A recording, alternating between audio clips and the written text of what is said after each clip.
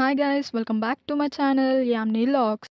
ఈరోజు వీడియో వచ్చేసి చాలా టేస్టీగా ఉండేటటువంటి తాటి గారెలను అయితే చూపించబోతున్నాను. ఇంకా ఎవరైనా సబ్స్క్రైబ్ చేసుకోకపోతే సబ్స్క్రైబ్ చేసుకోండి. ముందుగా ఒక తాటికాయనైతే తీసుకొని దాన్ని ఇలాగా 3 పీసెస్ కింద ఒలుచుకోవాలి. ఈ తాటికాయలు అనేవి వర్షాకాలంలో మాత్రమే దొరుకుతాయండి. వీటితోటి తాటి రొట్టెలు, తాటి గారెలు, తాటి బూరెలు చాలా ఐటమ్స్ అయితే చేసుకోవచ్చు. ఇలా 3 పీసెస్ కింద ఒలుచుకున్న తర్వాత దాని మీద ఏదైతే వేస్టేజ్ ఉంటుందో దాన్ని ఇలాగ చేత్తో ఒలిచేసుకుంటే వచ్చేసిద్దండి ఈజీగానే. ఇప్పుడు మీ ఇంట్లో కనుక బియ్యం జల్లించుకునే జల్లెడ ఉంటే కనుక దాన్ని యూజ్ చేసుకోండి. లేదు అంటే కనుక క్యారెట్ తురుముకునే తురుము ఉంటుంది కదా! తురుము మిషన్ లాగా దాన్నైనా యూజ్ చేసుకోవచ్చు. ఇప్పుడు వీడియోలో చూపిస్తున్నట్టుగా ఒక్కొక్క పీస్‌ని తీసుకొని ఇలాగా పీల్ చేసుకోవాలి. ఇందులో ఉన్న గుజ్జు మొత్తం వచ్చేలాగా మనం తురుముకోవాలి. ఇలా ఒక్కొక్క పీస్‌ని తురుముకున్న తర్వాత చూడండి, ఇక్కడ 1 పీస్ అయితే నేను తురుముకున్నాను. దాని నుంచి గుజ్జు అయితే ఎంతొచ్చిందో. నెక్స్ట్ రిమైనింగ్ 2ని కూడా వీడియోలో చూపిస్తున్నట్టుగానే పీల్ చేసుకోవాలి. చాలా టేస్టీగా ఉంటుందండి. కాకపోతే ప్రాసెస్ అనేది కొంచెం హెవీగా ఉంటుంది అంతే. ఇక్కడ నేను 3 పీసెస్ అనేవి పీల్ చేసుకున్నాను.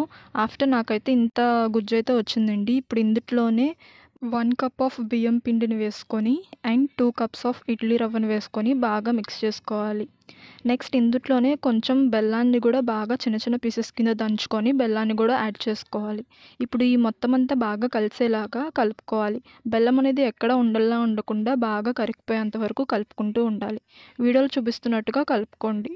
ఇలా కలుపుకున్న తర్వాత ఒక 30 మినిట్స్ అనేది పక్కన పెట్టుకొని ఆఫ్టర్ 30 మినిట్స్ ప్లేట్ రిమూవ్ చేసిన తర్వాత స్టవ్ ఆన్ చేసుకొని ఒక కళాయి పెట్టుకొని దాంట్లో కొంచెం ఆయిల్ వేసుకోవాలి.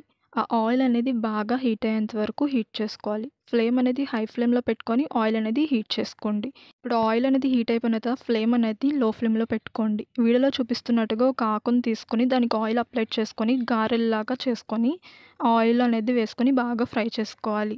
ఇది తొందరగా ఫ్రై అయిపోతుందండి. కొంచెం కలర్ చేంజ్ అయ్యేంత వరకు ఉంచుకొని రిమూవ్ చేసుకుంటే సరిపోయిద్ది. ఎక్కువసేపు అయితే ఫ్రై చేసుకోవాల్సిన అవసరం లేదు. ఒకవేళ మీకు గారెల షేప్ రాకపోతే కనుక ఒక గిన్నెని తీసుకొని చిన్న బౌల్ తీసుకొని దానికి పైన కొంచెం క్లాత్‌ని కట్టి దాని మీద పిండి అనేది పెట్టి గారెల్లా షేప్‌లా చేసుకొని ఆయిల్‌లో వేసుకొని ఫ్రై చేసుకోండి. చాలా సింపుల్‌గా చేసుకోవచ్చండి.